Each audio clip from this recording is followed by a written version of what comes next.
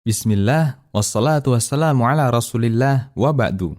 Berkah secara bahasa dari kata al-buruk, yang artinya menetap. Sumur, bahasa Arabnya birkah, karena ada air menetap di dalamnya. Kemudian kata ini digunakan untuk menyebut sesuatu yang memiliki banyak kebaikan. Allah Subhanahu wa Ta'ala menyebut Al-Quran sebagai kitab yang diberkahi. Kitabun anzalnahu ilaika mubarakul liyadabbaru ayatih waliyatadzakkara ulul albab.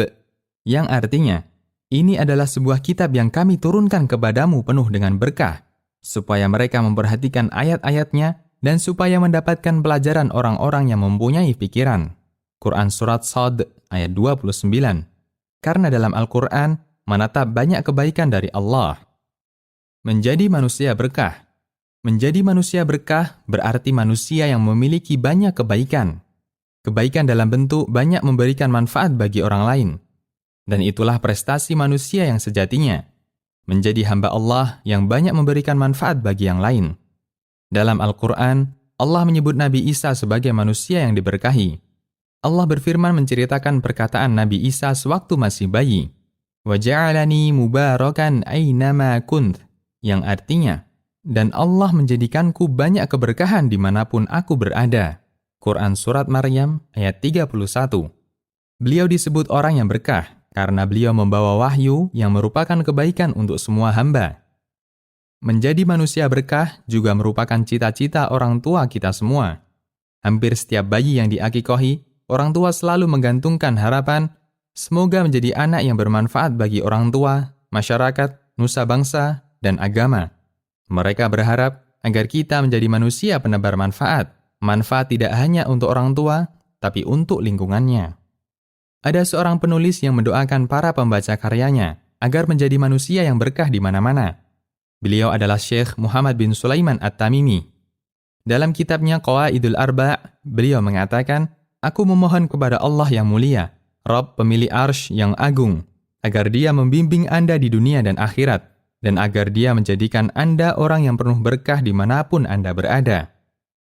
Potensi dan keberkahan. Kita tidak diminta untuk memberikan semua bentuk kebaikan kepada orang lain. Karena itu mustahil bisa kita lakukan.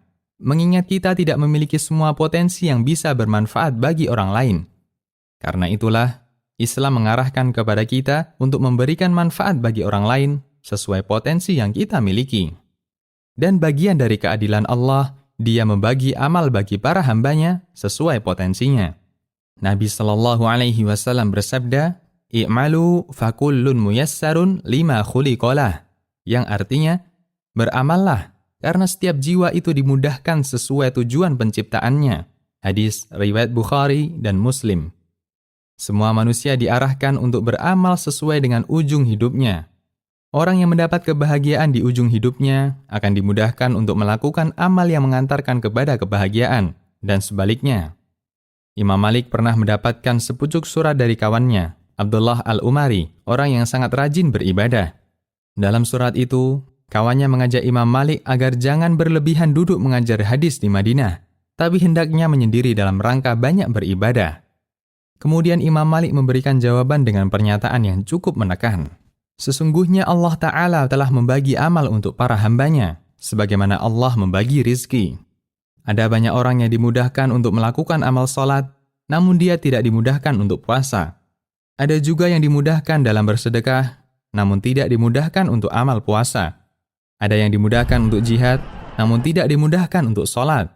Dan menyebarkan ilmu serta mengajarkannya, termasuk amal kebaikan yang paling afdol. Lalu beliau melanjutkan, "Dan saya telah ridho dengan kemudahan amal yang diberikan oleh Allah kepadaku.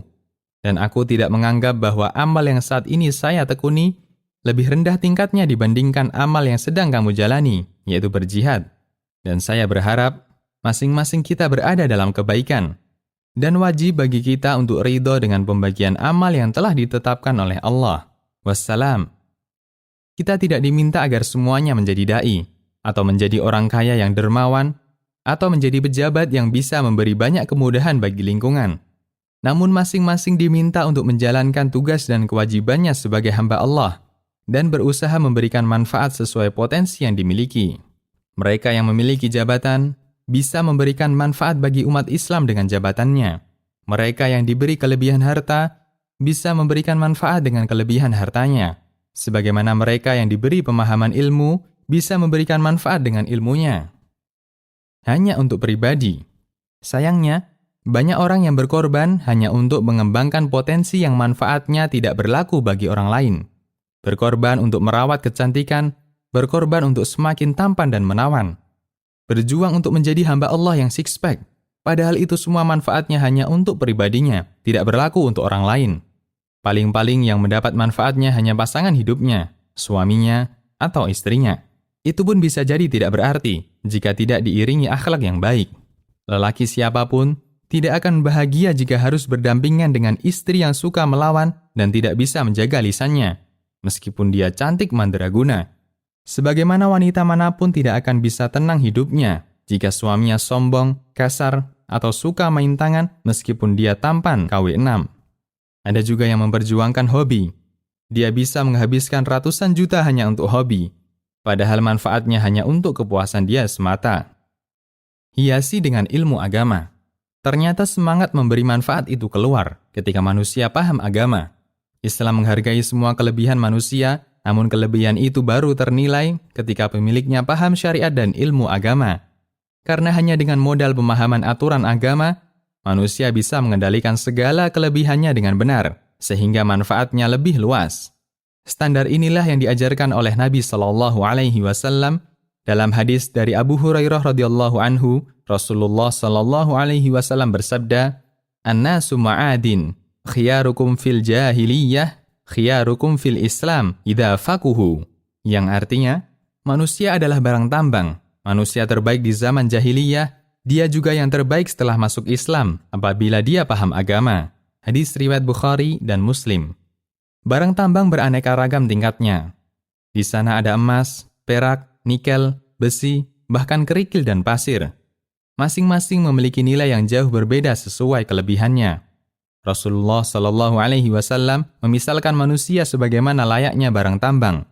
Masing-masing memiliki nilai yang berbeda sesuai tingkat kelebihannya. Namun semua itu baru memiliki arti ketika dia paham agama. Mengapa tidak belajar agama? Saya tidak tahu mana ungkapan yang lebih tepat. Ngaji sambil bekerja atau bekerja sambil ngaji. Bagi kita yang tidak berkepentingan dengan masalah bahasa, bolak-balik semacam ini bukan masalah penting. Apapun itu, kita berharap bisa seperti yang disebutkan dalam hadis Abu Hurairah di atas.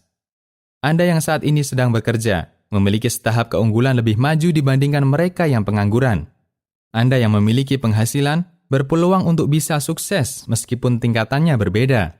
Anda tentu berharap semua keunggulan yang Anda miliki lebih berarti. Sejak bangun pagi hingga tidur lagi, dari Senin hingga Ahad, Anda akan memiliki sejuta kegiatan. Namun Anda tidak boleh membiarkan diri Anda larut dengan kesibukan mencari dunia. Dengan adanya banyak kesibukan, menuntut Anda untuk cerdas dalam menentukan prioritas. Nasihat pertama, hati-hati dalam memilih komunitas. Sebagian besar manusia rusak karena salah memilih komunitas. Sebaliknya, banyak orang yang menjadi soleh juga karena komunitas. Selanjutnya, manfaatkan bagian usia Anda untuk belajar ilmu agama, untuk memahami Islam, belajar Al-Quran, hadis, sekaligus memahami maknanya dengan benar. Jika Anda bisa mengatur waktu dengan tepat, kajian Islam sama sekali tidak akan mengganggu aktivitas dan kesibukan Anda. Di saat itulah, Anda bisa berharap untuk menjadi manusia yang bermanfaat bagi keluarga dan masyarakat. Ingatlah pesan dalam sebuah hadis, "Ahabbun nasi ilallah anfa'uhum linnas." Yang artinya, manusia yang paling dicintai Allah adalah yang paling bermanfaat bagi manusia lainnya. Hadis riwayat At-Tabrani. Selamat menjadi manusia berkah. Allahu a'lam.